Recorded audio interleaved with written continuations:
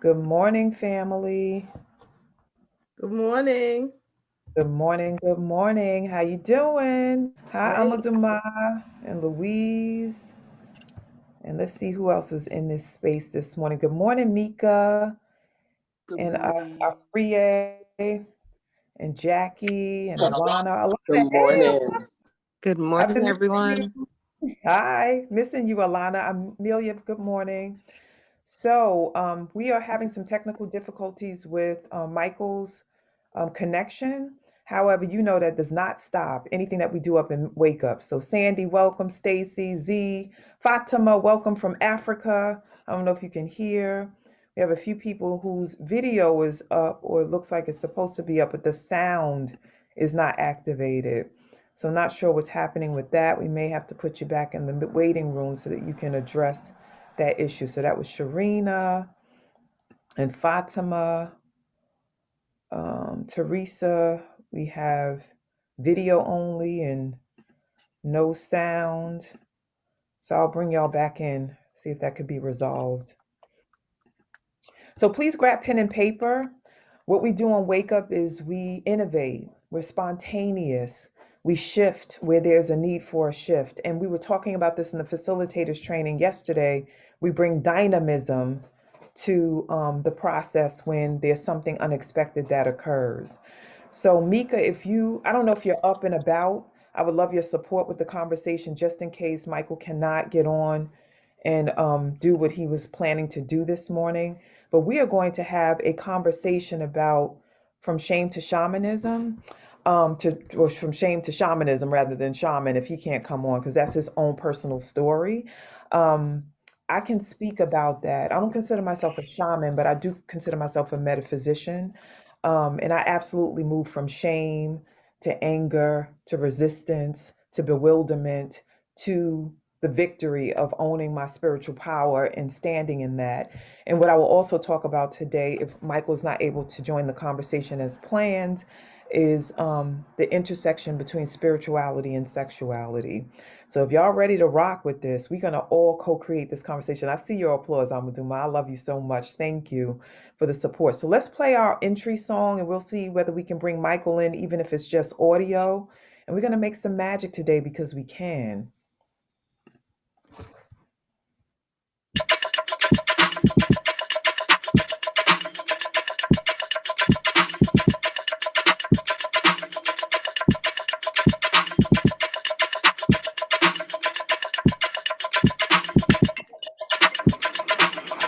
Wake up, everybody.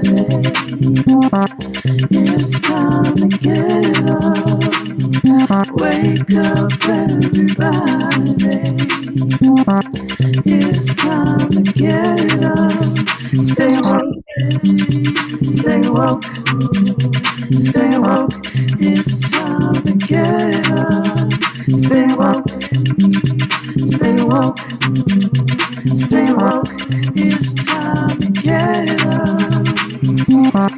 We're healing, we're dealing, we're growing.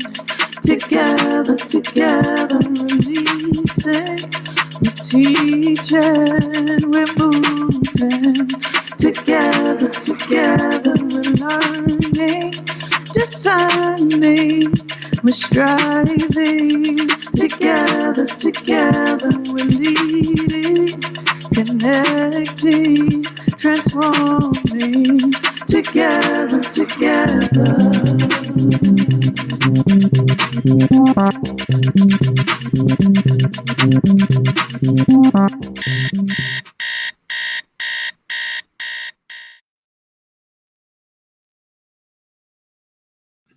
All righty. So I know Michael is in the space. I see your face. Michael, if something happens with the tech, I will carry on. So you are covered by this team. Please receive the invitation to unmute.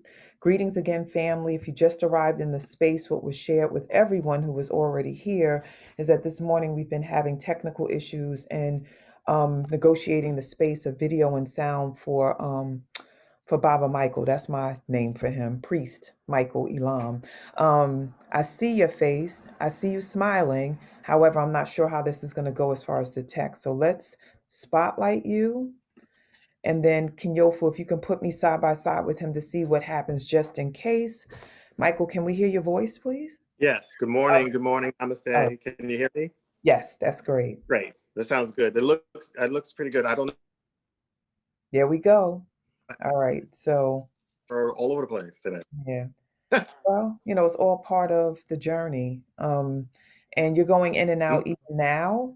So if you can stop your video and then just operate from sound, we'll see whether we can do that or not. So while we prepare and see if we can work the technological issues out, I'm going to ask folks to share what shamanism, if you're familiar with the terminology, acknowledge that, and then share if you are familiar what it is. If you're not familiar, you may have a question about what it is. We'll answer it. So, Michael, you there? Yeah, I'm here. All right. Let's see if that will Can you hear continue to me? work. Yes. So, if you Yeah. could put in the chat your familiarity with shamanism. If you don't have familiarity with that, say you don't. And if you do, please share your definition of what that is. Mm. And Mike, we're just going to give some time to put that in the chat. So, if you don't know, if you do know, it could be one word, it can be a phrase, no pressure. We want to make sure that you're familiar with the foundational piece for the conversation today that Michael is going to present. So, Mike, while they do that, let's test your sound. Good morning. Good morning. Namaste. Namaste. Good morning. I'm here. Can you hear me? Yes, we can hear you Can you clearly. loud and clear? I can see you clearly. You can hear me. So Yes. I guess we'll have to do it this way. Yeah, and it's going to be awesome. And so it'll be awesome. It's gonna be good. It's gonna be Yeah. great. There's a few hiccups. We'll just breathe through it, whatever we have to do. Absolutely. That's what a true shaman can do, make magic, even in spaces where it looks like there's no material to produce magic. Right. Mm-hmm. All right. So, Kinyofu, if you could share in the chat just the commentary, like what folks have been saying, whether it's I don't know or a full blown definition. And then from there, we'll allow Michael to start his process and then we'll carry on with the support of the team for the admin in place as well, just in case. All right. I have seen some I don't knows, but I also see a lot of wisdom. So I have always thought of a shaman as someone who works with spirit. That's from Amadoma. Cheryl says is a Native American spiritual healer. Sharina says guide. Louise says a priest who is able to commune with spiritual realm through mediation. Purple says is a spiritual guide to experience our healing being, higher being. And Zakia says agreeing with Amelia, who said something early in the thread. Okay. Jacqueline is not familiar, but she associates the term with being a priest. Mm-hmm. Rukaya says a mediator between spirit and human form. And Amelia has said a shaman or as a spiritual healer. Got that. And that's it. Oh, wait, there's some new ones coming in. An individual who is a conduit to the spiritual realm from Alana, and Charmaine says one who allows the divination and healing to enter their body. Ashe, beautiful. So, Ashe. Baba Michael, you can carry on. Like I said, I'm just here for support. Well, I think that we're jumping. Well, let me just start because I see what people are making comments and commenting on what shamanism is, and what I've learned through the process is there's a book called God as a Human History by Reza Aslan. And he talks about the development of spirituality. And the three oldest forms of spirituality is elements. This is the first. The second is ancestors. And the third is shamanism. Shamanism is worldwide. I can go anywhere in the world. Didn't know that till I had an experience, but I can go anywhere in the world and practice shamanism with the community priest. So for instance, when I was in Bolivia, and they had they had their own version of a shaman. It's called a yachiri. I got scared because I could read his divination, and even though it was in Spanish and there was different elements, one of the things was they used coca leaves to read, whereas I was learning to use cowrie shells, And it scared me because I could read it. I could actually read some of the stuff that it was, I could read it, even though it was a different language, I could read it. And I realized later on that shamanism is worldwide. It's the third oldest spiritual tradition and is worldwide. I can go anywhere in the world and participate in the shaman ritual, even though I come from a different perspective and a different lens. So let me just get started because, we're jumping ahead, it's like a movie. We're having a movie experience. You see the murder at the beginning. So now we got to go back and see what happened, right? So let's go back. So I didn't wake up like that. I didn't get here. There was a spiritual journey, and it was a spiritual journey. So what I say, I had to go from shame to shaman. I was introduced to shame in a very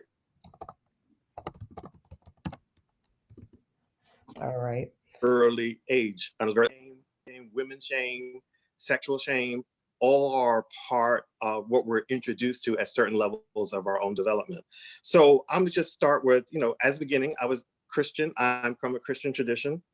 I served in many faiths, and I've been Catholic, non-denominational, Presbyterian, Baptist, and through all these years in institutions, I've had a secret, and no one could offer any type of healing. I would get a condemnation or a listing of scriptures depicting some evilness or an abomination in the eyes of God. No one said I understood. No one wanted to listen. And I didn't want to be judged, right or wrong. What I was going through was real and not imagined. And because I'm a Black man, and in part the ignorance of human sexuality as a whole, there seemed to be no hope for me at all, not even in my perception of God. My prayer life consisted of asking and pleading with God to remove this from me. Let me be an alcoholic or a drug addict. At least I knew.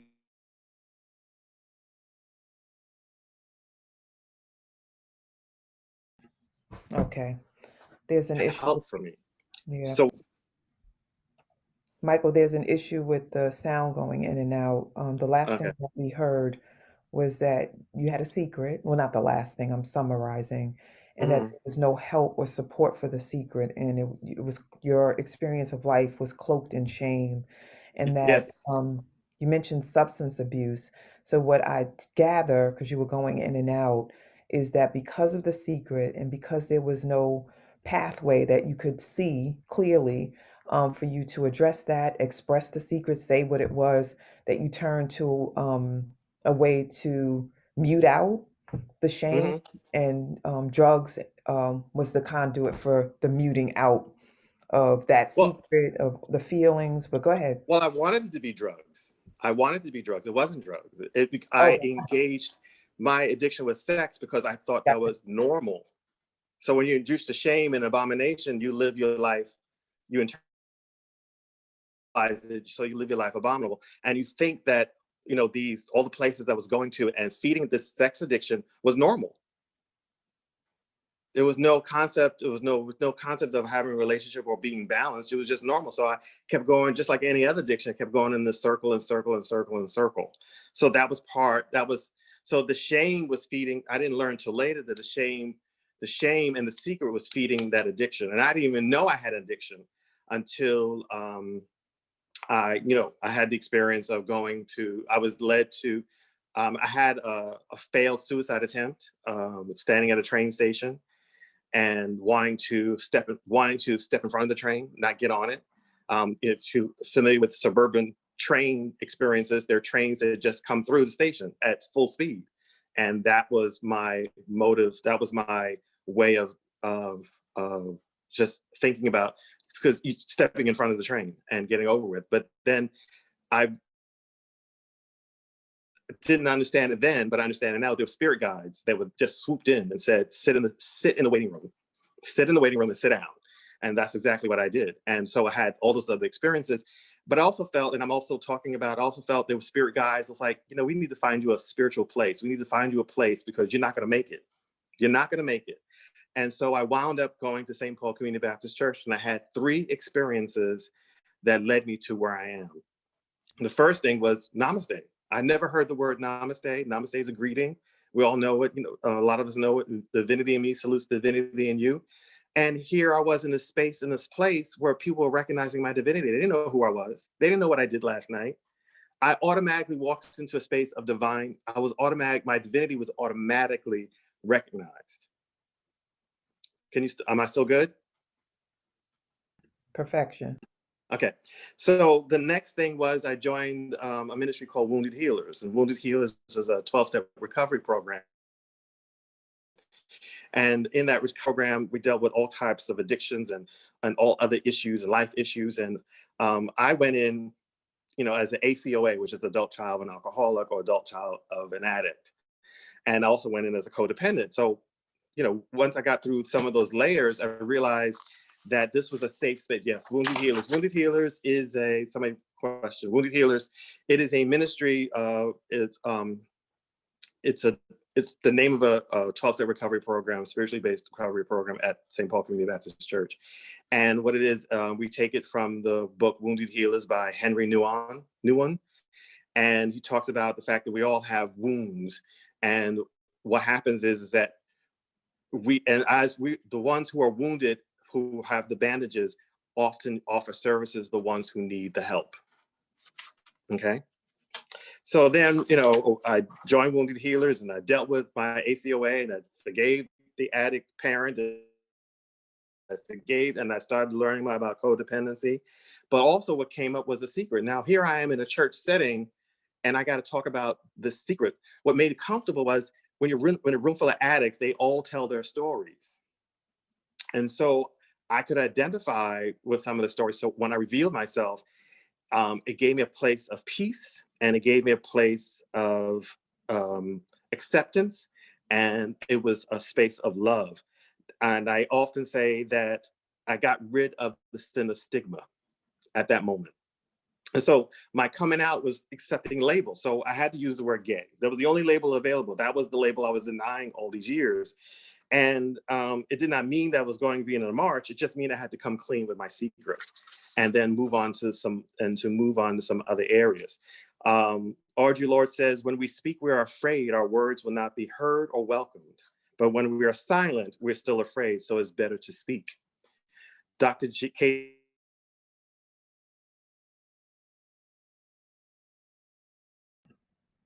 All right. Well, it's interesting. Cannon said, tell your truth, join the Ma'afa cast. And I joined the Ma'afa cast, and Ma'afa, Shoni, you have some of the similar experiences. Ma'afa is Swahili for great tragedy. We're dealing with the transatlantic slave trade. Is a dramatization. We're going from the west coast of Africa and the village and the kidnapping through the ship, and then to the plantation, and then to freedom in some form or fashion. Part of it is about sacred memory. It is about bone memory, and it's about blood memory and spirit memory. So when I was having certain experiences, it wasn't something external. It was really something awakening me internally. You with me? Y'all guys with me? Great. Yeah. So what I've learned, that the African that got on the ship during the Ma'afa experience was not the same African that got off the ship. And Western knowledge finds a cozy place in the African consciousness when we're carefully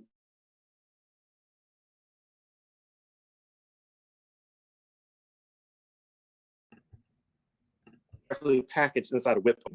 So Okay, so I'm going to recap a little bit because Michael is going in and out and bring you into the conversation.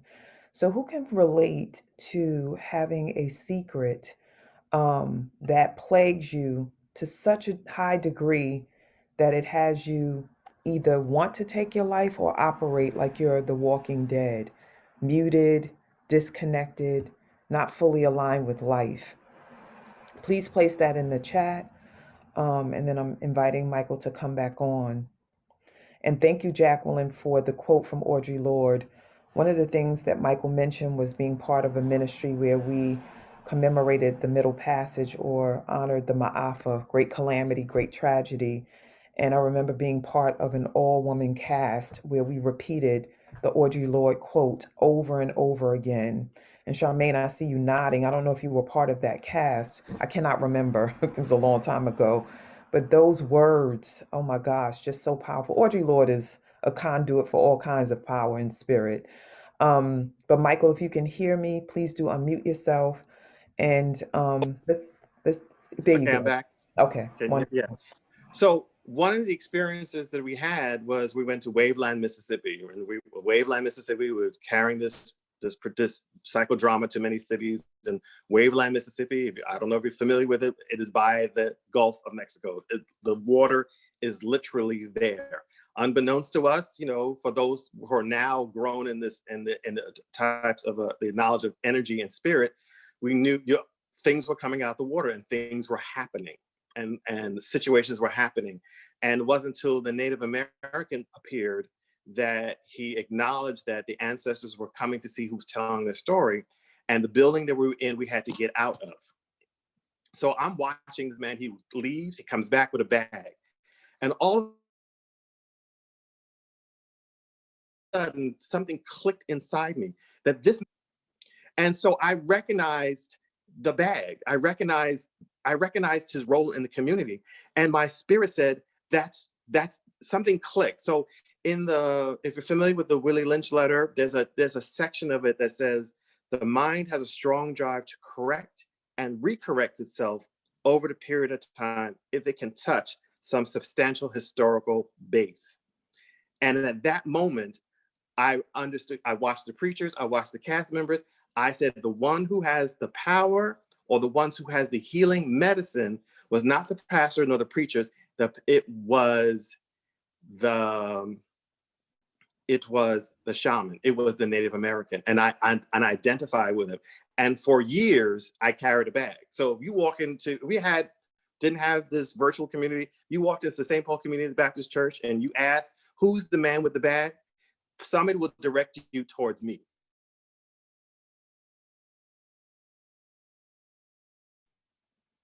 Because I've always carried, more than 15 years, I've always carried a bag. And so I began to do some other research. And so I've learned about, I was introduced to Malidoma Somé of Water and Spirit, and that's on one of the slides. And he briefly talked about gatekeepers and healers. And I then went to, and then led me to his wife, Sobunfu Somé, who wrote the book, Spirit of Intimacy. And I read the whole book, but in chapter 13, it was specifically designed for gatekeepers, which is another word for shaman. And in that, in her book, she said, there's no such thing as homosexuality or being gay. However, there are gatekeepers, and gatekeepers are the priests of the village. They are the priests and priestesses of the village who are called by spirit and the ancestors to serve, offer healing to the village. And so I read the book, I read the chapter, and I was like, well, and she stressed that you have to be initiated. You're not born, although you're born, you still have to be initiated. You still have to go through series of initiations. So here I am in Brooklyn, New York, or Manhattan. I'm like, how am I going to get from, do I have to pack my bags and go to Burkina Faso, West Africa to live among the Dagara people? How am I going to get there from here? So I sent out an email, and the email went into nowhere's land. But the email said, I decided that if this is who I am, I need to be initiated, fully initiated. I will do anything I can. If I have to pack my bags and go to Burkina Faso, West Africa, I will do it. Because again, memory was activated. Memory was activated that all along I had this magic and didn't know it. And I was told I was crazy. And I lived a life of shame instead of living a life of shining. Okay. So how are we going? You can hear me? How are we doing with time? We're doing good with time? We're good with time, and periodically you go out, but we want Mm-hmm. to bring others. It's 7:29, and we Mm-hmm. had our glitchiness. So let's bring some others into the conversation, because what you're sharing is so relatable. And because we trust this, I trust it implicitly that there's somebody in this space that needs to hear what you're sharing, because there's an awakening for them and a trajectory towards their position as shaman, or someone who's been through that journey. And so, before you went out earlier with the sound, I was asking the community about secrets that create devastation and muting yourself out with drugs, with sex, with alcohol, with codependency. And then also, yeah, so I talked about that too. So who is willing to share their understanding and understanding of what Michael is sharing about his journey, or anything that he shared so far? Because he's dropped many nuggets, quotes, books, as well as his own personal story and journey, or part of it, because we haven't even gotten there yet fully. So please raise your hand, and let us know who you are. And I'm led actually, because that may take a minute for those of you who are listening in. I know Fatima is somebody that can speak on this for sure, but she's in Africa now and there might be a challenge. I thought you wrote something in the chat about being challenged to share at this point. Sorry about the background noise, y'all. They jamming early in the morning, 7:30, and they I get that too. like, wait a minute. Wait, that's my alarm clock. Oh my God, time to get up. So Amadama, if you could unmute yourself, I would love to hear how this is connected to your walk as a spiritual being. And I'm going to invite you to unmute. I see that folks may not be able to do that. Or say it in the chat if you're willing to share. Amadama, you ready? Yes. Okay, go ahead, sis. Oh, I thought you were going to interview me.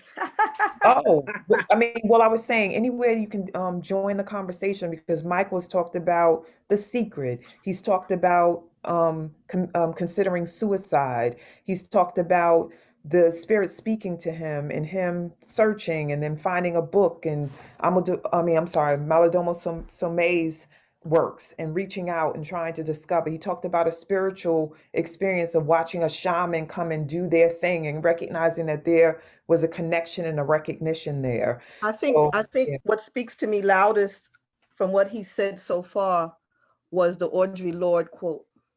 When we speak, we are afraid our words will not be heard or welcomed.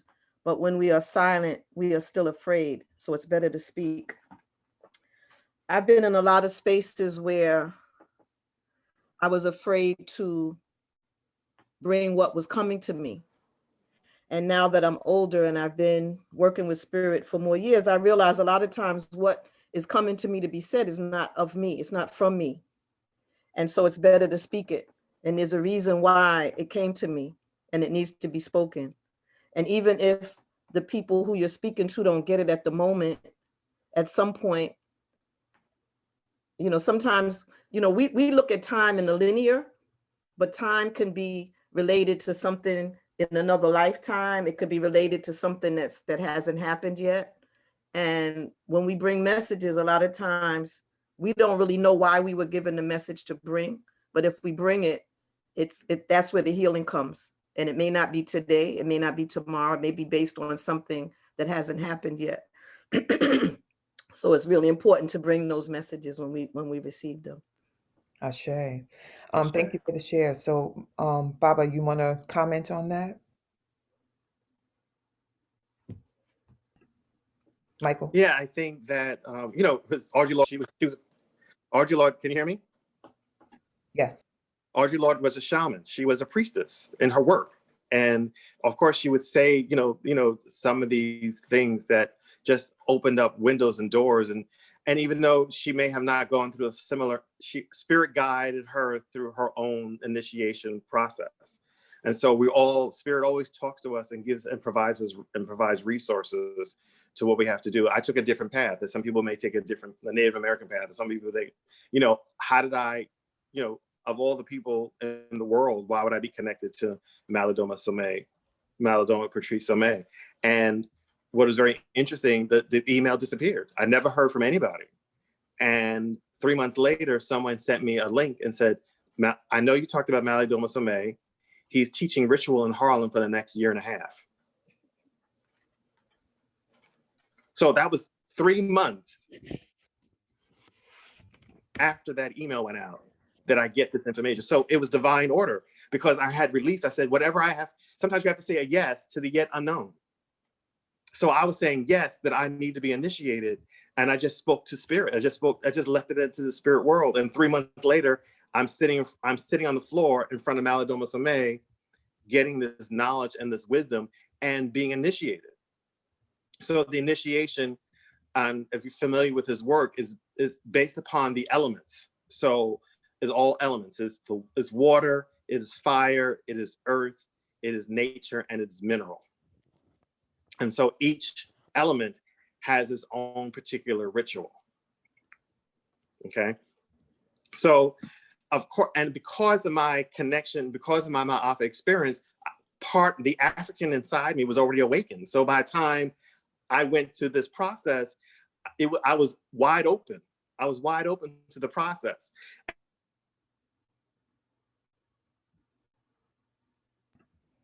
So Kinyofu, while Michael's There audio, are some people who, here it is. there were people being introduced to this, but I had the experience. I had been through Ma'afa. I've been through many series of cities and had different spiritual experiences. So I had been prepared for this. So it was really nothing. It was new, but it wasn't new. You know what I'm saying? Part of me had been awakened. And okay, part of me had been awakened. So we had, the first ritual was a water ritual. And it is, how do I describe it? The space is a semicircle, and they have an entrance and an exit. And within the semicircle, it's everything you would think is that is attributed to water. So the space is decorated in blues, the space is decorated with shells, with bowls and bowls of water.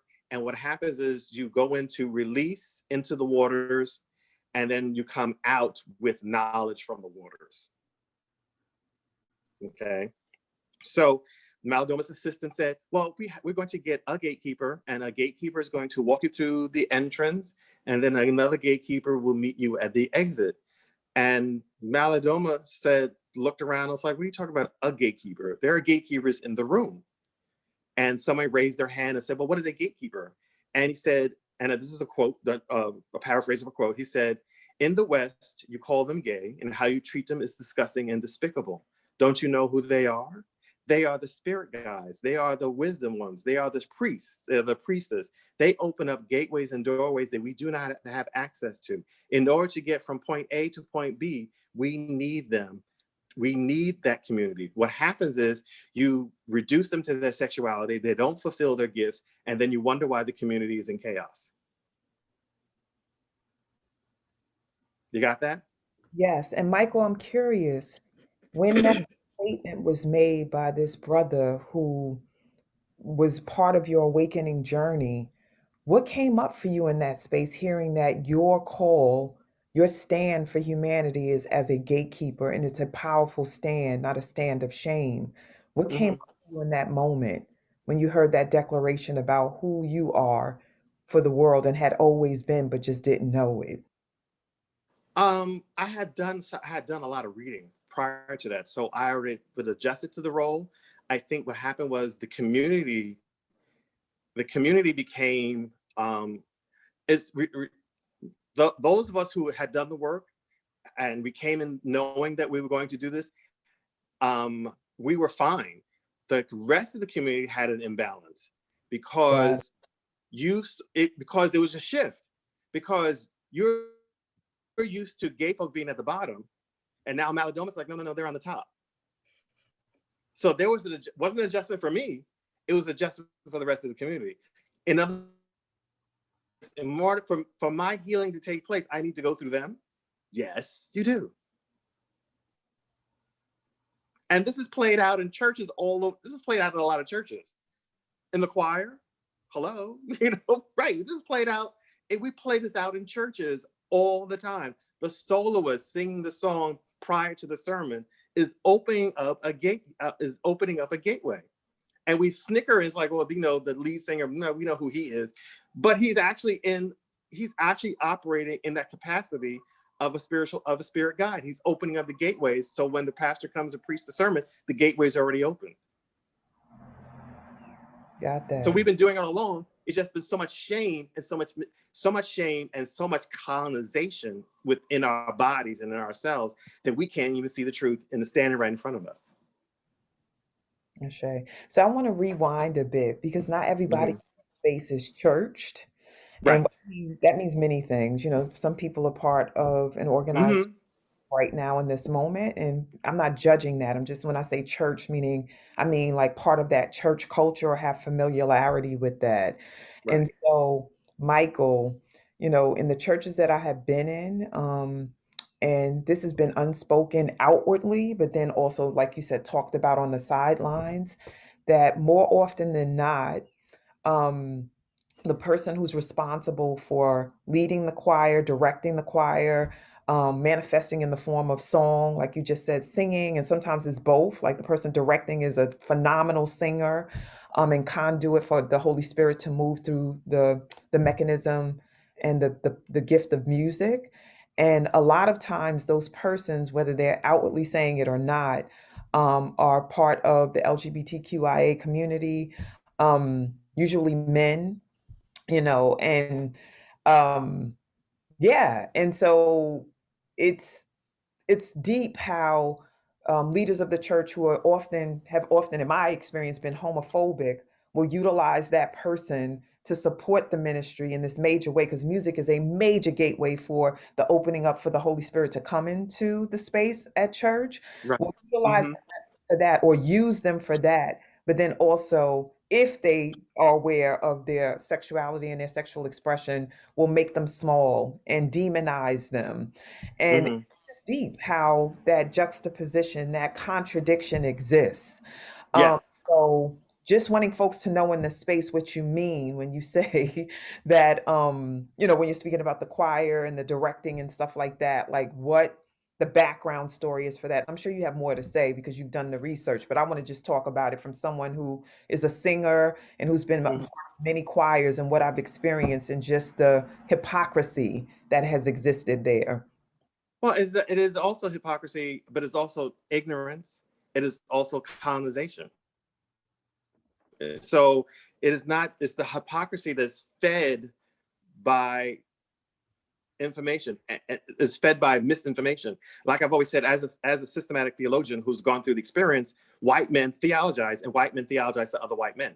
So these conversations, and so when if a white writer or theologian says this is demonic, he talking to another white person, then they feed that to the rest of the community. And so the rest of the community is like, oh, okay, but it's really not that. And then yet we operate in that capacity, but it's just, it is the hypocrisy, but it's not intentional, I think, but it's really about how the unhealing the levels and levels of work that we have to do to decolonize our minds, both spiritually and educationally, right? So did that make sense? Absolutely.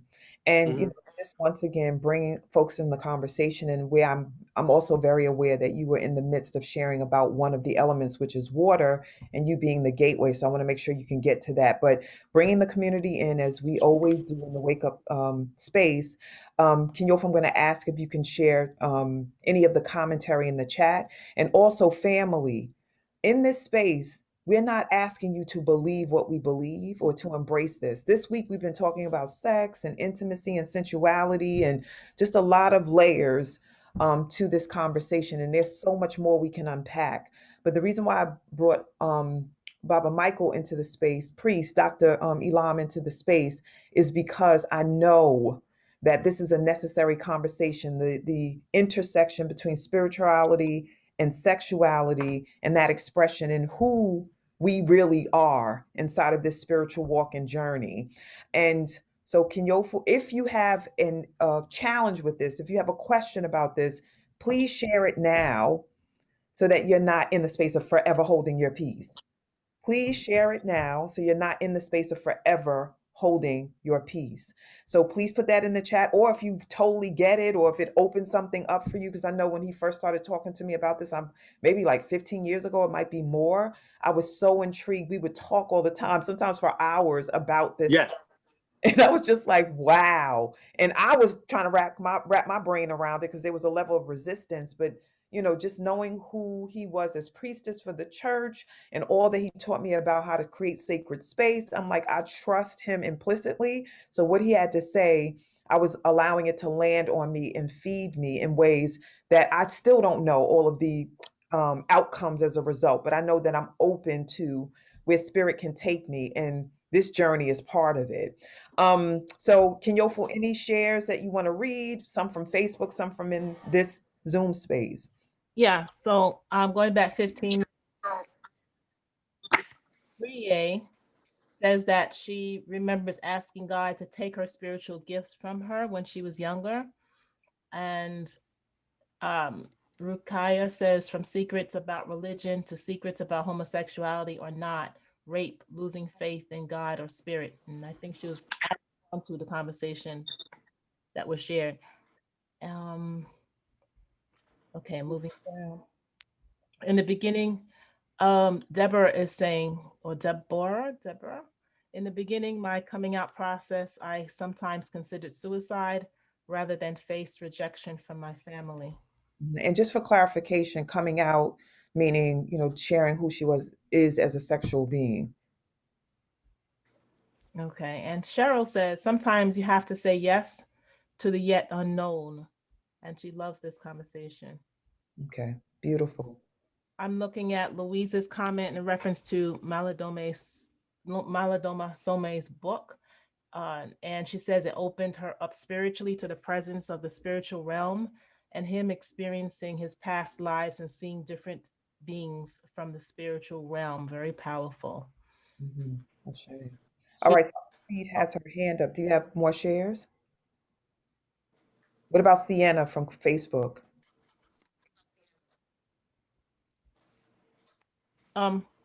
Okay, so Sienna says that the contradiction is how the world moves. Ashe. Constant contradiction, which we've been talking about this week. It's crazy. Mhm. So Sahu Speed has her hand up, Baba. So I'm going to invite her to speak, and then you can carry on with what you were sharing with us. Greetings, everyone. Okay. Dr. Baba Michael Elam. This is so beautiful. Just briefly, I had a chance to really working with Dr. Kai throughout the years back in the day. We got a chance to meet and I work trained with him. Yeah, So- yes, that's right. That's right, Michael. That's right. Hey, sorry. So, what comes to me is Dr. Kai took our son Yahote to Africa just to open him up in terms of it was just like a father-son trip. And during that time, my son got to see like how, like another culture and how people live. And when they came back and just speaking to him, it was like him understanding. Okay, so that was one trip. The next thing I want to say is that I really got that what we call gay and all this, it's like there's a part of us that is more open to that. I want to say the word feminine, but I want to say the water experience within us, but it's not all that we are. But the rituals that Right. Dome allows us to get into, allows us to balance that out so that we can really be balanced in all the elements. And then because this culture has you only be one thing and you're not balanced in the other elements in terms of your total growth. So Melodoma Some, he really allows you to be balanced in the totality of who you are while recognizing this spiritual and healing gift that you actually bring. And then the community gets to recognize this path that you're on too. Right. And this conversation is powerful. Thank you, Shawnee. Thank you, Mike, for showing up. Thank you so much. It's beautiful. Awesome. So Michael, you're free to Yes. Thank you. carry on with the elements, because I don't know if you're covering them all or some. No, I'm just doing two of them. I'm just doing the because I'm not doing all of the elements. But I also wanted to interject that I know that you called, but or remember that the community called me the village priest. I operated in the capacity. I learned to operate in the capacity. Y'all named me. I didn't name me. I did the work. And you said y'all named me. So I never, when I use the village priest in my shift messages and they call me the village priest at church, I'm very clear. Y'all named me. I didn't name me that. I operated in that capacity, and I've learned to operate in that capacity and bringing that type of, and it brought the balance in who I was, because I realized that, we were talking to other gatekeepers in the ritual. We worked hard, and I was like, well, no wonder we can't have women. no wonder we don't have these, have these experiences, because it's hard work. And to do this work, I had to be willing I was so dedicated to doing this work that I was willing to die for it. I was willing to die to be free. And so and then we also have to recognize, even when we call ourselves gay, lesbian, straight, those are white male terms. So we're identifying through we're identifying sexual identity through whiteness, regardless of where you are on the spectrum. And that's not all who we are. So we have to even in the area of sexuality, human sexuality, and labels, we still have work to do on decolonizing those aspects. Yeah. Some of us need to be freer than, right. Some of us need to be freer than some of us are not as free as we think we are, even though we've done some of the work. Yeah. And so that's where I am. So interesting. So I know in 5 minutes we have to do something. So I would like to engage the community a little bit more for the next 5 minutes, because I know we have to take a little break because people have to leave, because the last part, I don't want to stop. Because the last part was the actual crossing over. And so I don't want to stop on that piece. So if anybody has any more comments for the next couple of minutes, that'd be helpful, so we can engage in this conversation. But how do we feel about, how does anybody feel about, this labeling system? The labeling system, even when you study human sexuality education, they acknowledge that the labeling system is wrong. Okay. That people aren't allowed to be who they need to be. They're not allowed to be free. They're not allowed to use their full gifts. Okay. So there's some questions coming in. Kenyofu has them. I think they're from Facebook. Okay. Yeah. So Candace has 2 questions, and there's some other comments that are getting deeper beyond those questions. So we have wanting to understand from Dr. Elam, what happens to sexuality with shamanism? Do you release personal desires and attraction? And I'm not sure if you want to answer that now before I read the other comments. Go ahead. The next one. Okay. I'll comment. You want me to comment now, or want to just listen to the others, just comment all together? What's the other comment? Okay. All right. So Robin, Robin, she shares that she was introduced to Mali Doma's work in 2005, and information has supported her in moving beyond judgment and accepting her mom and daughter for their choices and how they identified and expressed their sexual orientation. She says, I'm so clear of the balance and the dichotomy of this perspective brings. Teresa, whose hand is up, it says that she's struggling now with spiritual support and understanding how to navigate the change that's taking place in her life. Purple says, I'm listening. I'm loving listening to this. I'm stretching and moving while watching a bird soar around my window like spirits. Beautiful dance choreographed for the day. Yep. Choreographed. Yes, choreographed for the day. I don't use those terms. Well, I say straight open. Me and my friends don't experience these words as authentic expression. I know I am purple. And the last comment here is from Veronica. That is a realization that I have received. I feel like I've been running. I feel like I've been running for my spiritual process over 20 years. Wow. And to engage in some of to Candace, to respond to Candace, it is just there's no, it doesn't affect sexual desire, just like anybody else. It doesn't affect sexual desire. It's just that you use your sexual energy to produce whatever that you need whatever you need to produce. In other words, when I was reduced to my sexuality or sexual expression, then I was all over the place. When I was introduced to being a shaman, I internalized all that energy, and through that energy, I produced certain certain things. I was able to produce. I was able to find the balance. As someone said, we struggle with the dichotomy. I was struggling with dichotomy. Now, through the teaching and being a shaman, I'm able to embrace my whole self and my whole self. Unfortunately, unfortunately for me, the more healed I became, the less options I had, because not everybody's on the same plane. So I was in a position to reduce my spirituality to engage in a relationship. And now I'm at the point where I've shifted to, I'm not compromising my spirituality for the sake of relations, for the sake of relationships, that I'm going to walk fully in spirit. I'm going to walk fully in spirit guide, and I'm going to be who I need to be. And you don't have to be at the same level, but you have to recognize where I am and what I'm doing and how I operate. So, we live in this world where not everybody's on the same plane. And so you live in this dichotomy, and you're struggling one with one or the other. I've learned to, over the years, to embrace the total self and the total well-being. And just like it is just like being in a particular church setting, a pastor is married. He has to be married to somebody who can handle it. You don't want somebody who can't handle what that role is. The same thing for me. My sexuality doesn't diminish. I'm just being more selective and saying, can you run with this?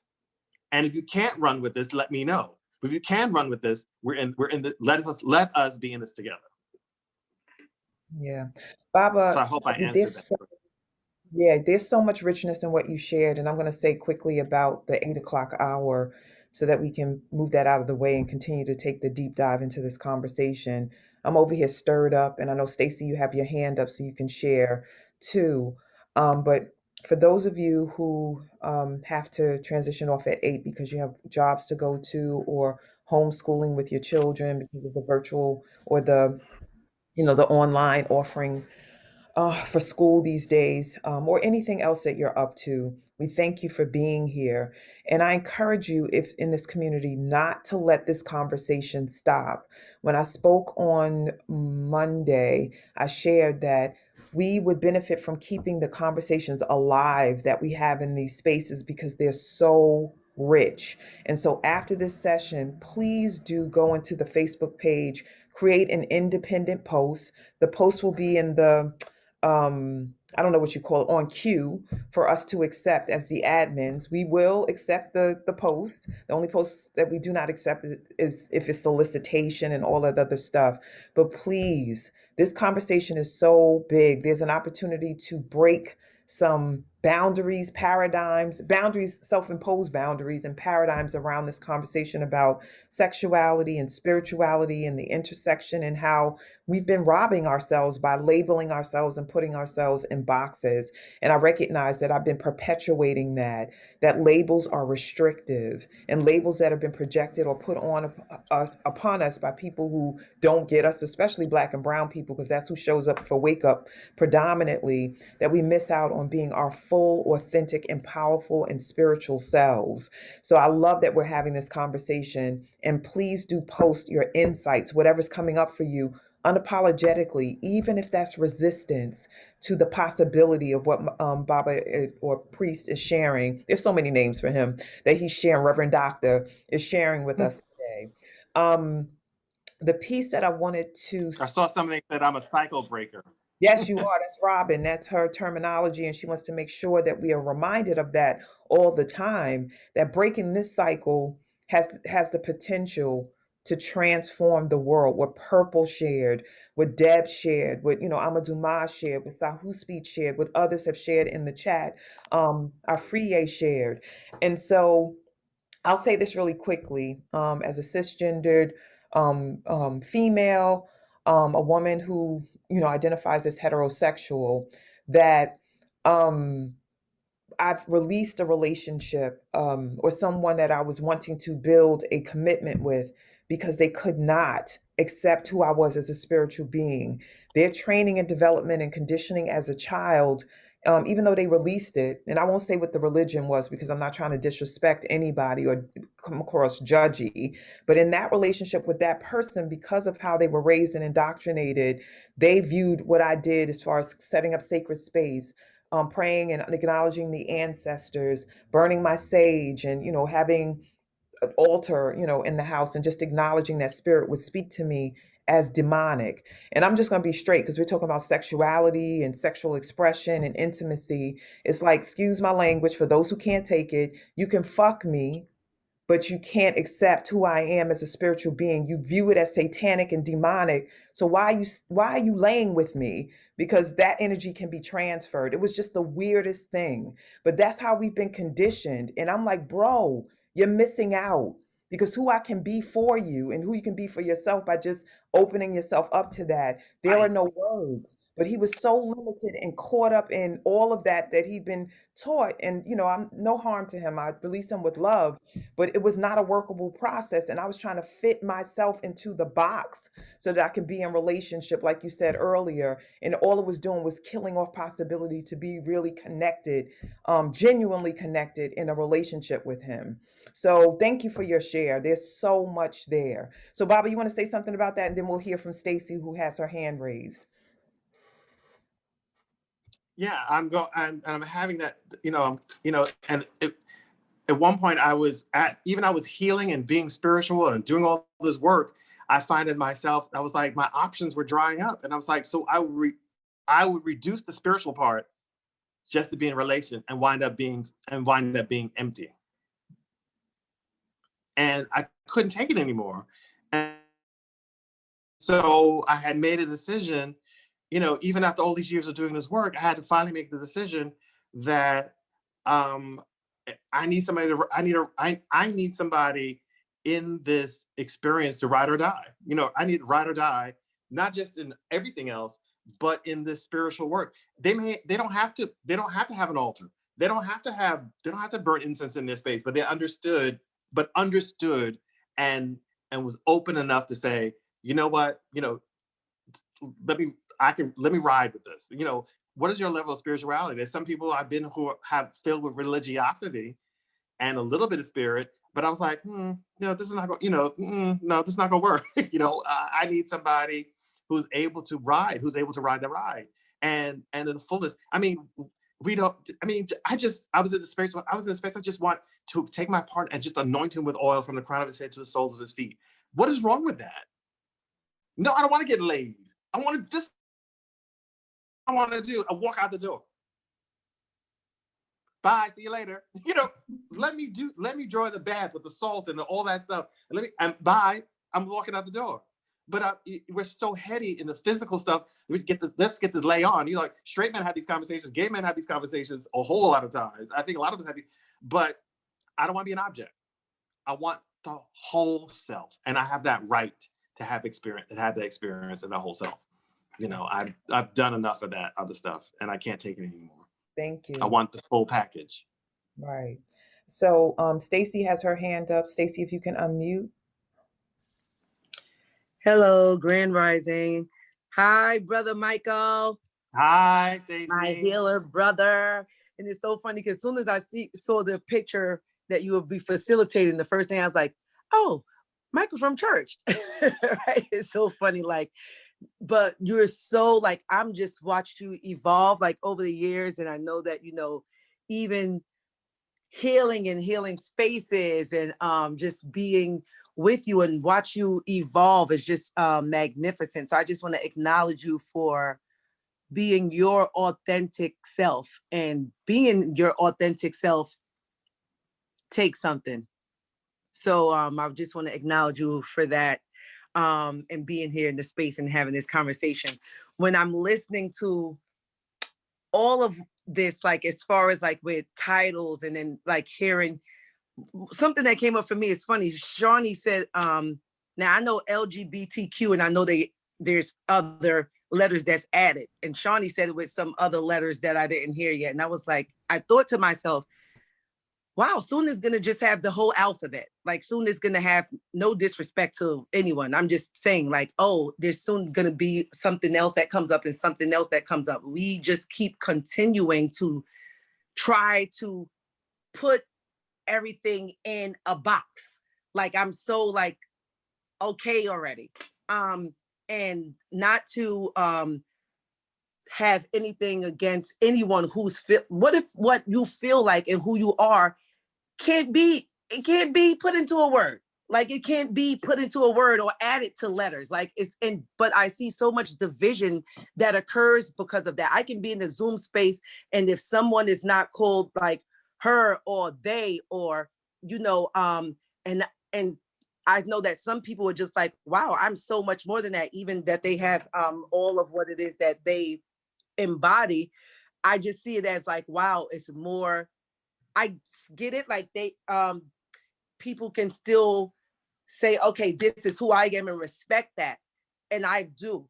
And at the same time, I'm just like, wow, it's just, I see more of division. So if I don't know the newest letter that's added, I might offend you if I say something and it's like, well, what the heck is wrong with you? You forgot about the SH and the L. Like, and I'm like, oh, well, my apologies. So just that came up for me like, wow.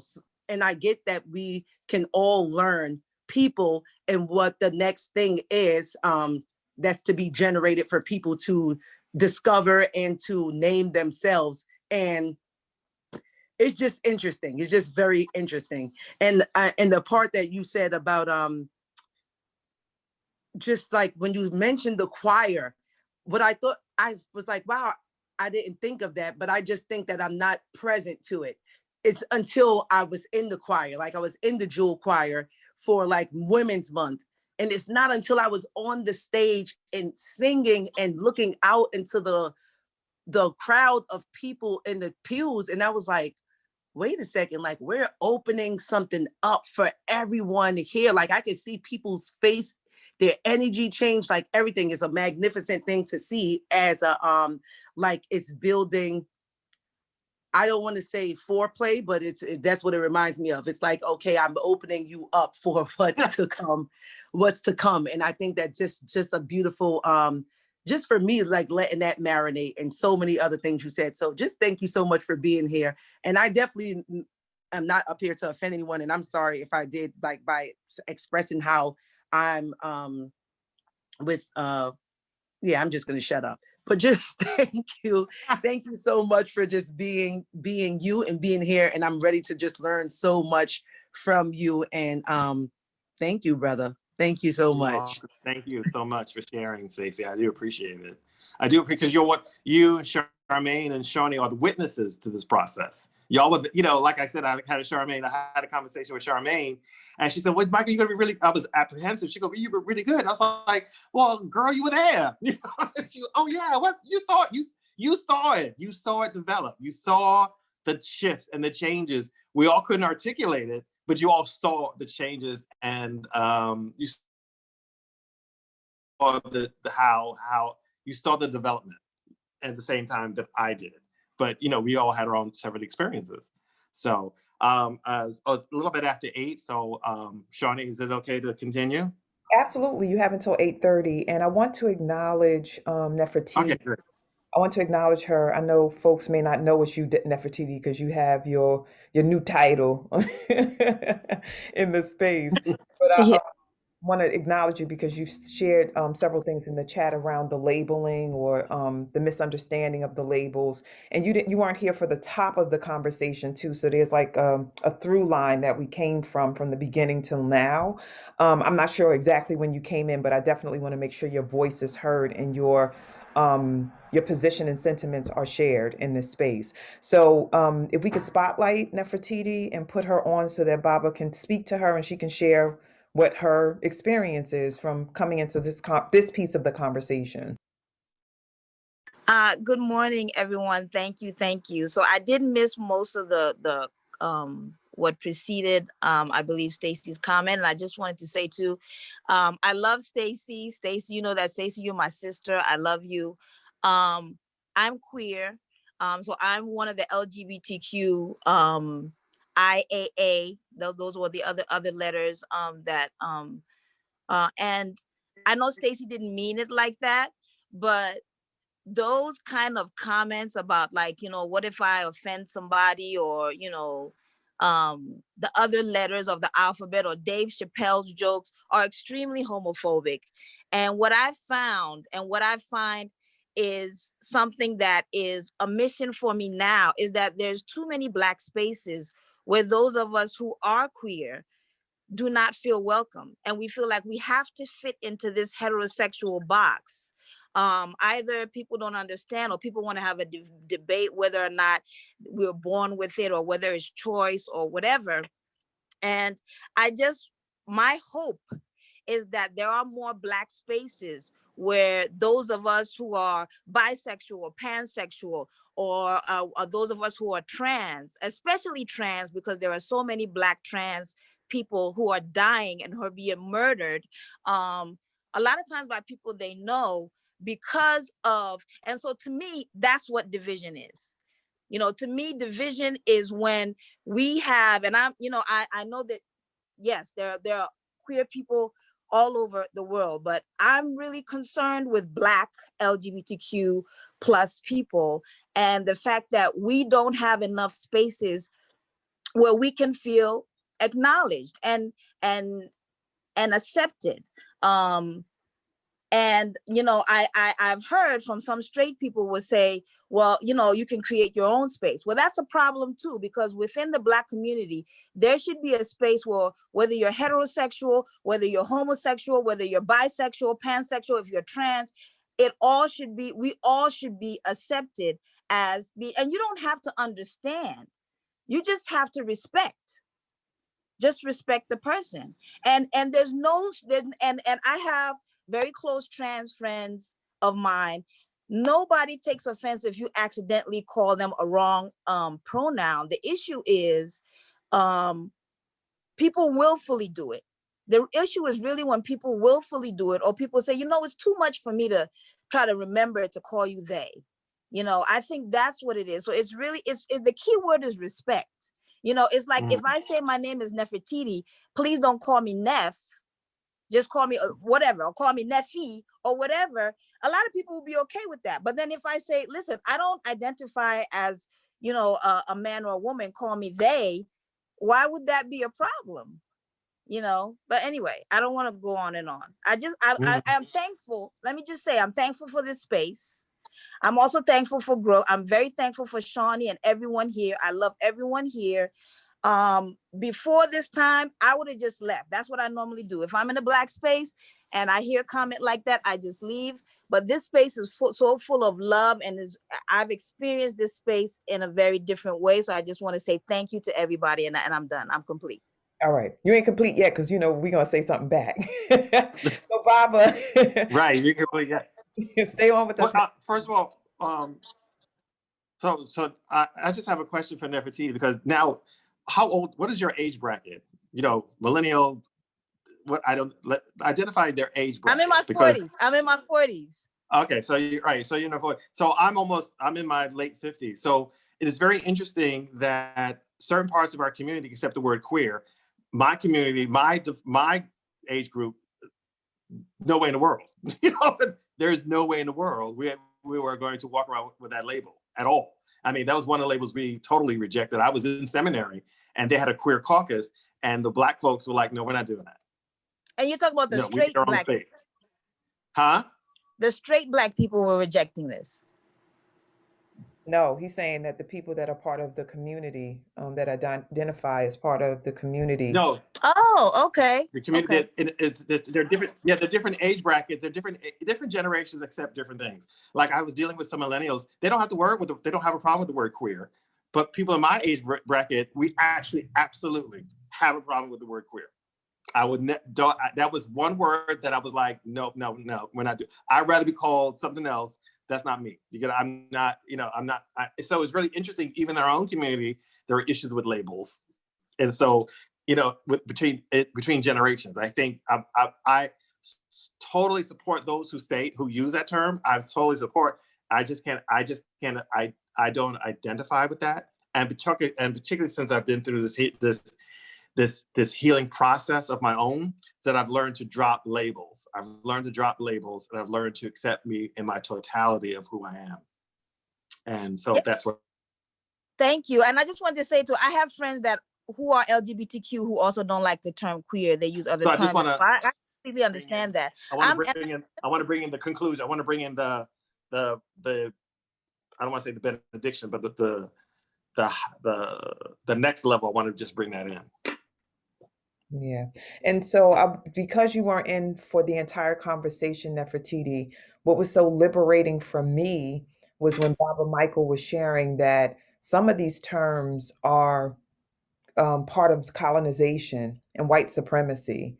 And some of the terms are part of, white think and process.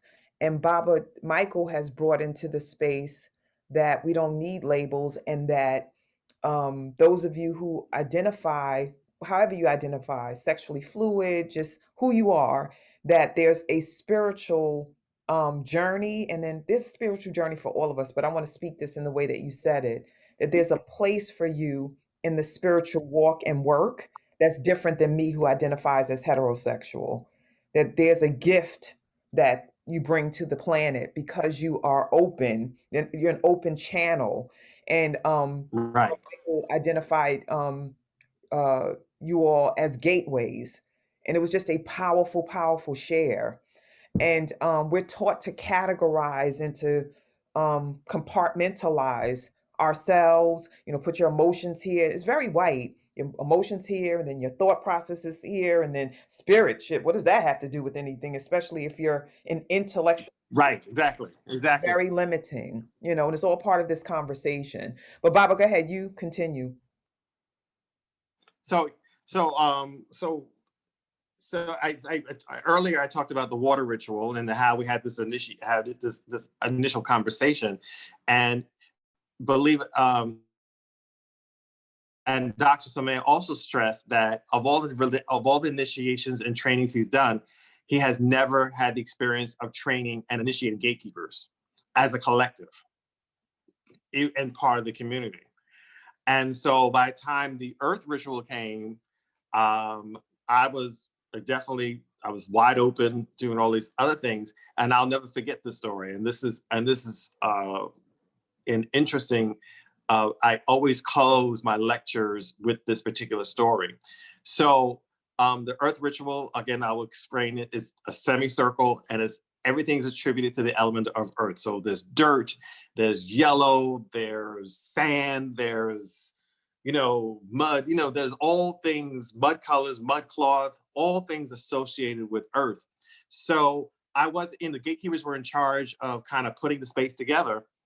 So a woman, her name was Sula, I'll never forget her. She came to me and she gave me a velvet case, a velvet package. She said, I need you to hold on to this and I will come back to you later. So at that particular time, I have been engaged in what I've learned, healing touch. So I learned how to open up all my chakras, right?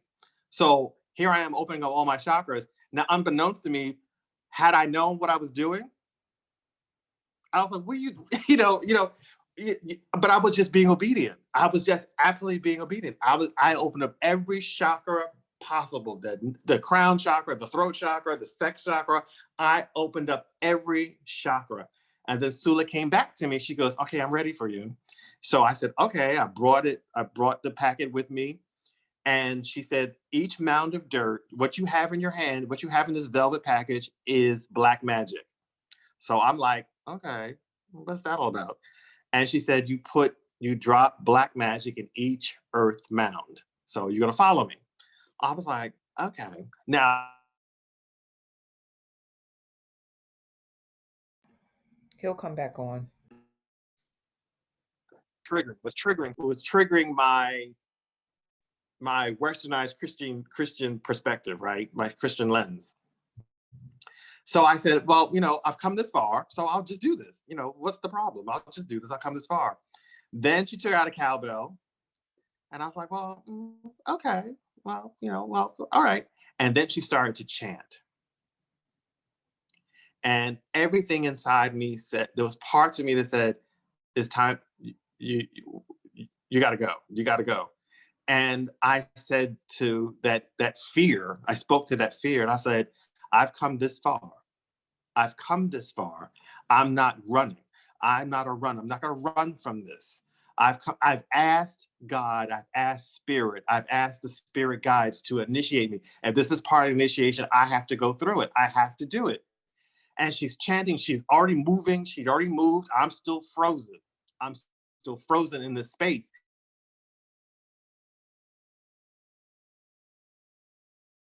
Because what I've learned, and just, I said, God, you brought me here.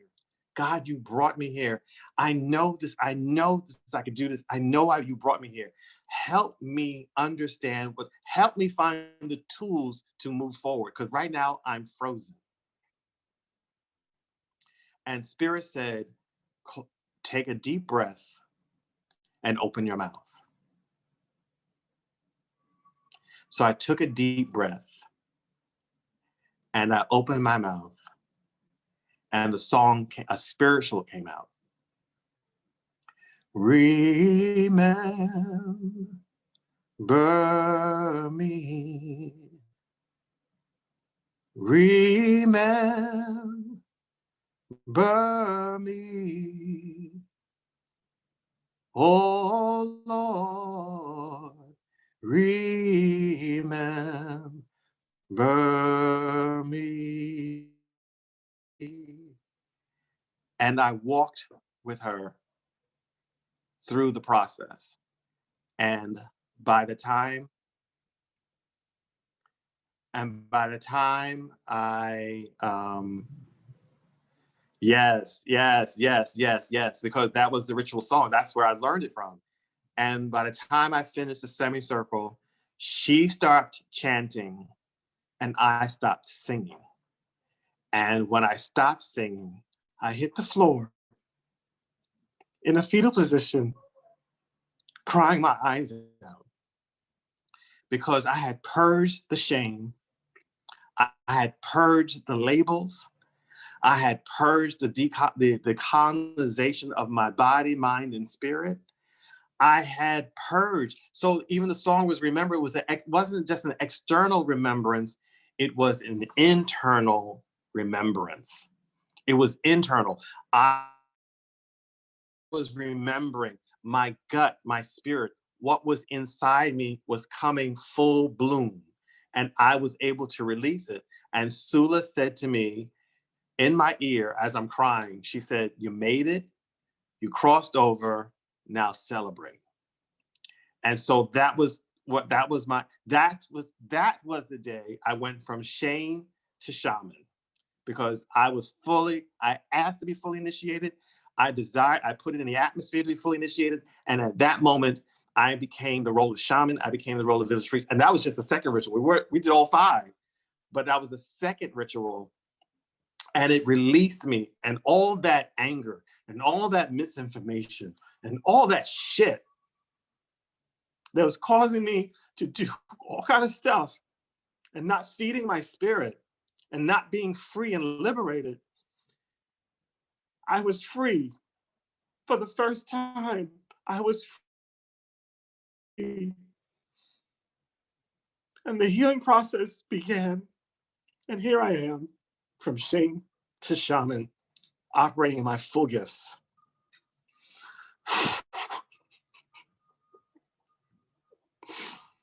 Thank you for the water libation, Baba. Thank you for your vulnerability. Thank you for your liberation. Thank you for choosing to listen to spirit and live and not take the leap onto the tracks and take your life. And you know your ass would have been right back here again in some other form doing this all over again. So I'm glad you accepted it in this incarnation.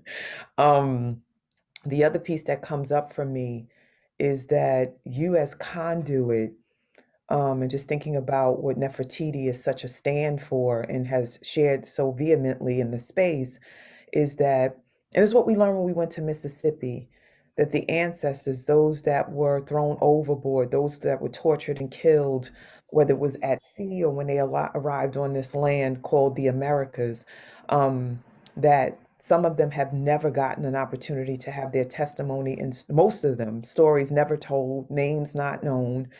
And you being conduit and gateway allows for those specifically who were two-spirited, who were fluid in their sexual expression, who are the spiritual personification of what it means to be open and free, where that their particular voices get to be heard through you, and that you're transforming and healing us by expressing that we are not these labels, and that if we would just allow ourselves to be fully expressed and not suppressed, what would open up is um, just a feast of opportunity, possibility for manifestation. So I thank you. I thank you for being unapologetically who you are. Once you discovered it, just continuing to ramp it up, to express it, to teach it, to declare it from the rooftops, and you being the man with the bag. I love that you shared that earlier. It's like the man with the bag before you even knew fully what to do with it. And now you absolutely know. And here you are teaching us in this space. And this is an invitation to the community to embrace that you are not your label. However, because this is, I do a lot of Black anti-racist training and development. And when white people in the space say, oh, I just love everybody. Why are we, talking about this? Like, can't we just all get along and love one another? And I get where Nefertiti is coming from. It's like before we can get to a space where we remove labels, we need to be able to say who we are and how we are first, and have that be accepted, Right. so that we can unpack and move through that journey, because we're not there yet. So to identify and be able to express that is a gift and a privilege. And sometimes people want to rob us from the privilege, especially when we identify as BIPOC, Black, Indigenous people of color. We really get told, go sit down somewhere. This doesn't matter. And we do it to each other. So I just wanted to put that out there before we start Mhm. saying, rip away the labels and shit. We got to land somewhere and figure out who we are in these Black and brown bodies. Right. Mike, what do you want to Well, say? yeah, I think Go ahead. I agree, because I had to accept certain labels before I had to say, I went through the labeling process before, but that was part because they were the only things that I could identify with. So I agree with you 100%. We have hands up. Michael, you done stirred up a revolution up in here. But that's all right. So Robin, if you can unmute yourself, and then Thank you. Sky, and then Adam, and in that order. Thank you so much. And I just wanted to thank you, Baba Michael. Thank you so much for sharing your story. And I identified not as a gay woman, but as someone who also is a shaman and has not stepped fully into who I am spiritually. Not being able to bring those aspects of myself together. I heard you be free. And so when spirit wants me to get something, I immediately get these downloads of acronyms. And as you were singing and as you were speaking, the acronym for free came down, but it's not just free, F-R-E-E, it was free. And so the acronym that dropped for me was finally realizing, elevating, evolving, enlightening and empowering other people. And I thank you because I totally, I totally feel, free, and I'm convicted by everything that you said. And I really want to I have to rewatch this. I rewatch a lot of sessions when I need to go deeper, and I'm definitely going to rewatch this. And I'd like to talk to you privately, just to be able to get some more of that freeness. And please keep sharing your story, brother. It's very, very impactful. I'm complete. Thank you. Thank you. Teresa Scott, if you could unmute. Yes, hi. Thank you so much, brother. I appreciate this conversation. I personally feel like all our labels is what's killing us.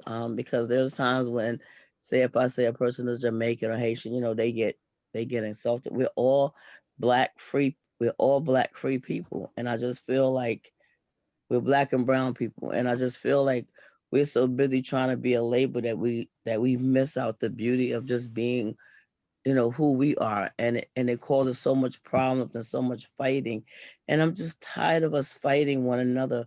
Why just we can't just love each other and just accept like whoever we are, just be who we are. But it's like we have to have a label. It's like Sister Shawnee was saying that white people have labeled us. So it's like they've taken our names, they've taken everything, and then now we're doing the same thing with each other.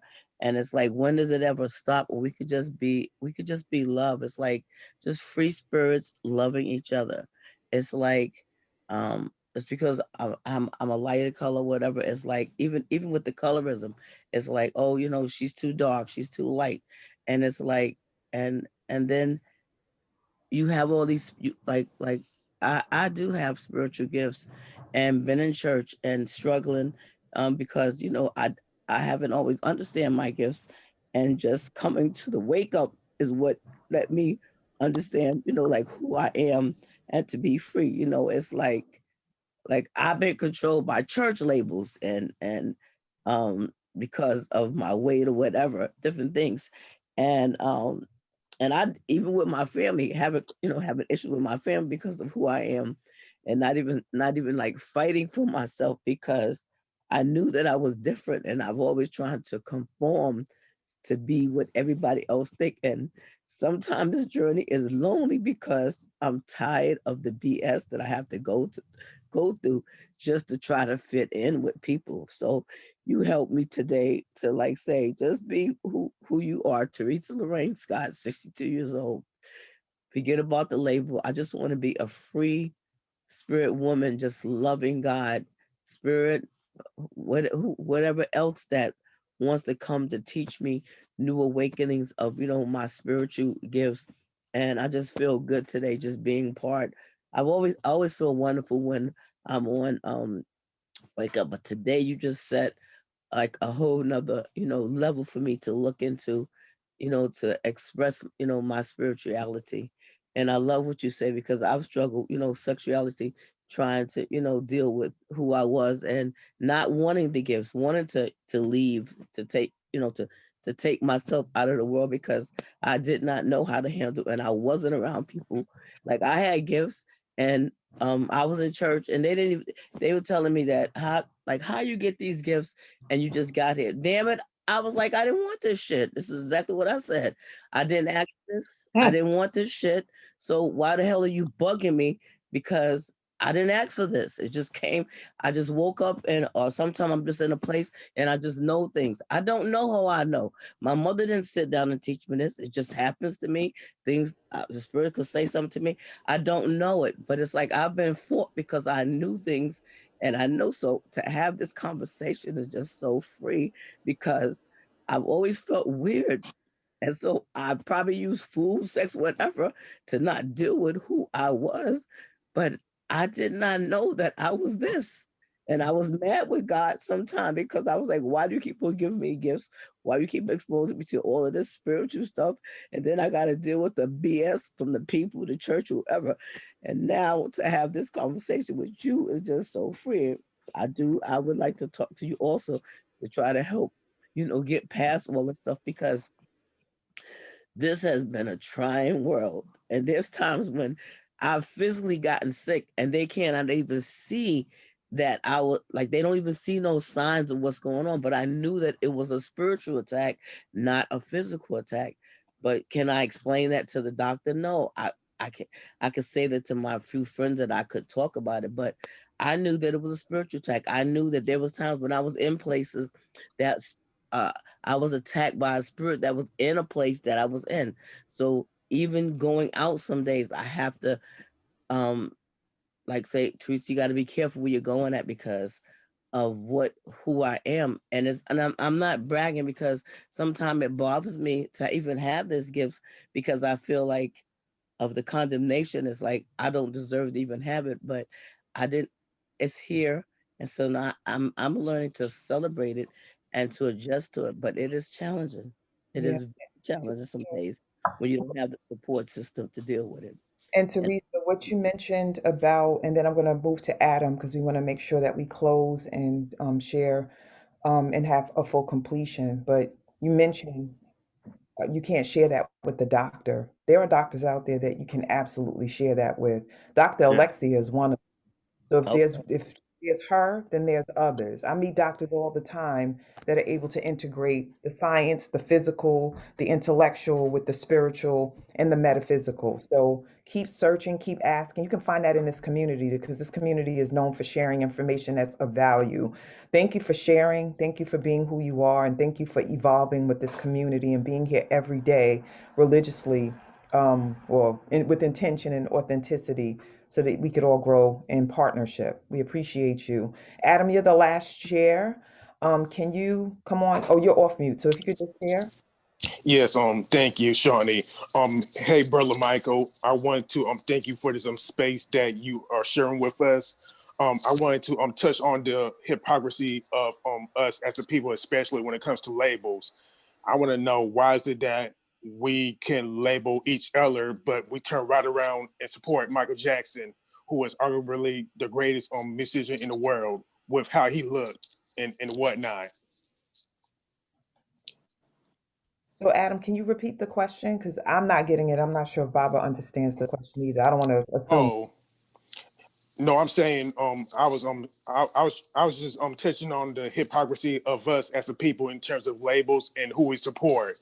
Mhm. Um and what I'm trying to get with him is, how is it that we can, label one another, whether it be our family members, our relatives, based on the lifestyle that they choose to, incorporate into themselves, but we turn right around and support a Michael Jackson or a Tyler Perry, who are considered weird to those same people that give labels. Got that. Yeah. I mean, to me, that's another conversation, but because we have this obsession with fame and fortune, and yeah, there's just like this, we become sycophants, I think that's the right word, in reference Mm. to those things. But, we can definitely have another conversation about that because I think where we focus our gaze um is part of conditioning too. Yeah. So I guess it is Yes, it is.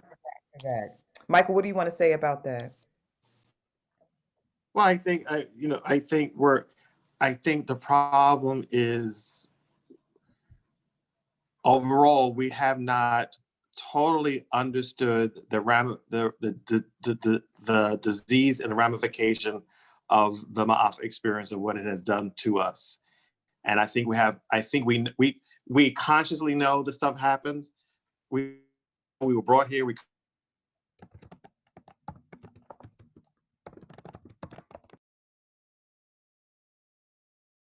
know the plantation. We constantly, and the work that we need to do is so multi-layered that that to even have this conversation, it looks like hypocrisy, but it's really like, we don't know who the fuck we are. We really don't.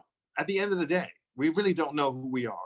And the process of what it has done to us, that we become confused and we operate. So our hypocrisy is a result of confusion. Our hypocrisy is a result of being taken of us. It was one thing if we brought here and we could keep our cultures and our language, but it was taken away from us and our constructs. And so we just operate, this is with the labeling system, we operate with what we got to get with what we need. I sure. You know what I'm saying? Yeah. So we were operating what we got to get. So it looks like hypocrisy, but it's really like we're just not well. We're Right. just not well. Sure. And in order to, and then some of us get well, and the rest of us who are not well look at us, so those who get well, and we label those. I'm like, no, we're well. We're getting well. Audrey Lorde was well. Yeah. Barry Rustin was well in his capacity, and James Baldwin was well. We're the ones that were all messed up. And so I think that we really have to understand the scope of what that happened, and then acknowledge that, and then acknowledge the fact that we need to acknowledge the fact, and just like me, hungry for the desire to be well and healed.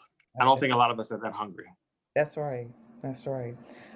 It's scary thinking about what the pathway is to healing, what I have to give up.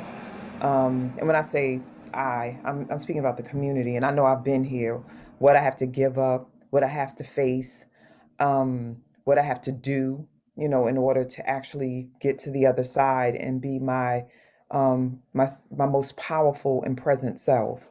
I just want to thank you, Michael, that we couldn't see your face, like the literal face, but the experience of your voice and seeing your picture here, that gaze. All right, look at you coming on a video. Yes, cute self.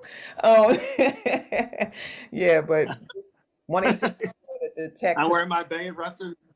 Yeah.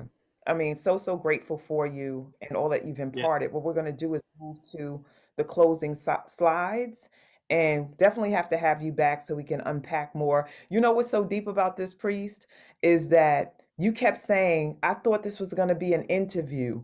I thought that the setup or the format was interview format, not just answer questions. And it ended up being kind of like that anyway. Right. How does that work? So you talk that up. We should listen to the shaman when he speaks. Right. All righty. So here we have your slides about the books. So I'll read just in case the sound conks out because you're on video. So book references that you mentioned earlier, and I love the quotes that you brought into the space as well, and mention of Audre Lorde, and the other book that you mentioned about God, and oh my gosh.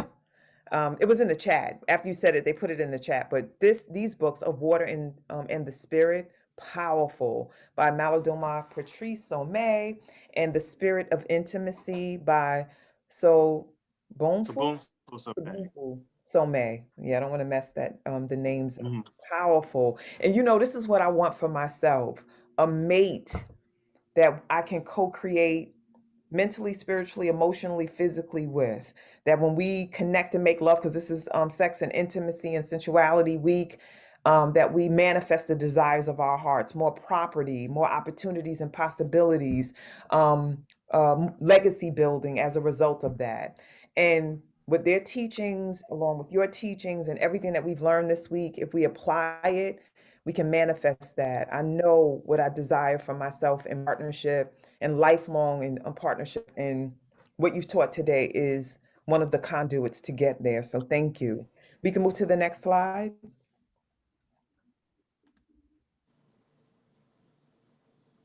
So the contact information for Baba on Facebook is Michael Elam. And Michael, what's the pronunciation for your new spelling of your name? Because I remember you did that years ago. What's the proper pronunciation?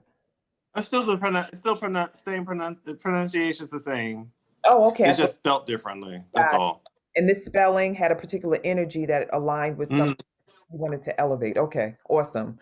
So Instagram, Yeah. Mm-hmm. MIKAEL4354. Don't forget the @ sign. So find him now, if you're on Instagram. And so you want to continue the conversation, you want to be about the business of seeing what he's up to and what he's talking about and co-create with him, then find him on Facebook, find him on Instagram, and friend him so that you can continue with this journey. And email my worth 03 at yahoo.com. My worth 03 at yahoo.com. So we can move forward. Before I talk about the love offering, remember, family, and if you can do it now, please post on Facebook, please separately, not on the thread for the video. I talked about this the other day on Monday and it wasn't clear. Separate posts about your journey, about what you discovered. Like I said, if there's even disagreement or pushback about what was said today, let's share and grow with one another. We need to activate the Facebook community and have us in dialogue in between sessions and growing with one another and seeing what our thought processes are beyond these sessions. So I'm going to keep encouraging that week after week so that we can have a robust community on Facebook and off Facebook. The love offerings, the opportunity to manifest or support Baba in manifesting in the form of money, which represents my own natural energy yield. He shared his own natural energy yield in the form of abundance through his teachings, through his unapologetic storytelling about his journey from shame to shamanism. And we invite you to give back and to allow the energy and the spirit of reciprocity to live by you going on Zelle Quick Pay and giving an offering, whatever that might be, or going on Cash App and giving a love offering, whatever that might be, so that you can give to him and receive back to you, that volleying and allowing his mission and his vision and his voice to be shared with more people by just giving him resources that will support him in doing that. So Zelle Quick Pay, soulleadership@gmail.com is the way to give in that realm or through that conduit. And then Cash App is $ Spirit of a Woman. And the code to use, and I love this code, #245me, right? #245me. And what I noticed, I'm big on numbers, is that the numbers add up to 11, which is about messaging. And, what you've heard today is for you. So just please, if we could pour into Baba Michael and show him some love in that sense, and then also the admins for the space today, that would be a real powerful offering for him and the planting seeds for yourself. We can move forward. So, coming up on Sunday, our beloved coach, cutie, candy, manifester in the form of sugar and love and light. She is a love coach, and I have so much respect and high regard for her. I'm in love with Candace Harper. So Coach Candace is going to be sharing fat shrinking emotional fitness. I love that. And it's this Sunday, January 24th. As you know, or if you don't know, if you're new to the community, on Fridays and Saturdays, we don't do presentations at the 7 a.m. hour. We allow you to have 2 days where you get to process what you learned all week and apply it to your life. So let's move forward. So set your timers for Sunday so you can come back into the space. On Sundays and Tuesdays and Thursdays, we have a session from 7 to 8:30 a.m. Sometimes it goes a little longer like today. And then on Mondays and Wednesdays, we have a session from 7 to 7:30, all packed full of power and punch and opportunity for you to grow and evolve and ascend. Because if you see the logo on the side, you see that bird, all the different ways it transforms, and then it rises to the sun and it merges with the sun so that more light can be in the world. We invite you to wake up, everybody, so that you can ascend just like this bird in our logo on the side of this slide. So let's keep ascending together. And today was an example of that opportunity. So we can move forward.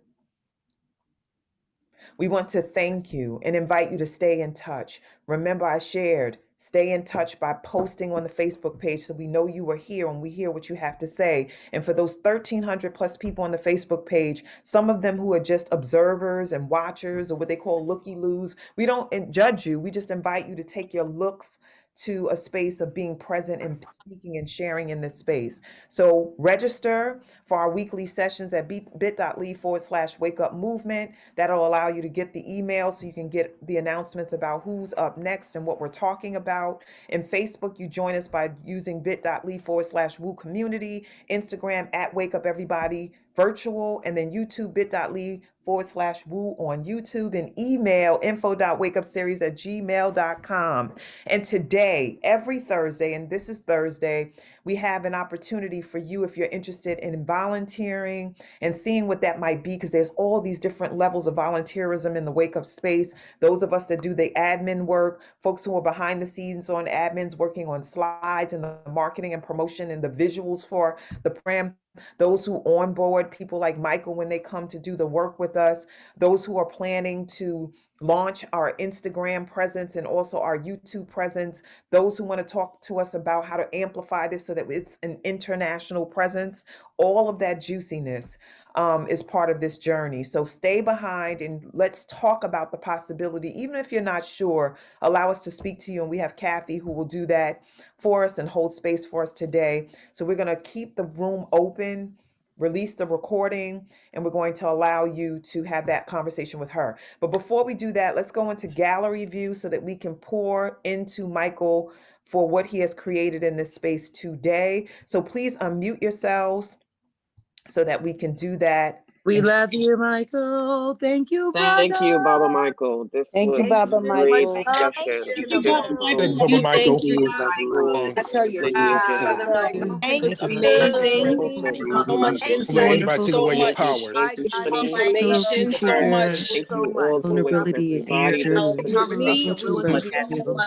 I love it, on love it, you. love it. I Of all everybody, all Thank powerful you. people. Thank you. Forget Thank you that. for your Sending tears of so much libation, Thank you Baba so Michael. Go much. blessings. Thank you forward. so much. Thank you so much. Thank you, Keep Baba. it going. So much. Thank Thank you, you. Johnny. Thank you, You and Thank you So you and so much. much. Everybody Thank in the you space. I so love y'all. Wake up much. everybody. Thank you Family. so Thank you, much. Baba Michael. Remember. Your Let's vulnerability, move forward, Thank you, everybody. your Teresa. power, your vulnerability, your Love you, love you, love openness, you. Yes. your Thank you for your kindness, vulnerability. You're and powerful. your You're love. powerful. Thank You're you. powerful. You're Don't let anybody powerful. take your power away. Thank you. Love you, love you, love you. Thank you so much. I'm Come so back. grateful for everybody that's in this space. bless. Yes. Sing, sing. Thank you for your blessing. Remember me. Lord, Thank you.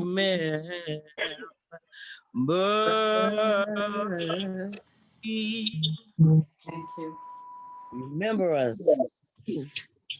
Thank you. Amen. All right. Remember me. Thank you. Remember us.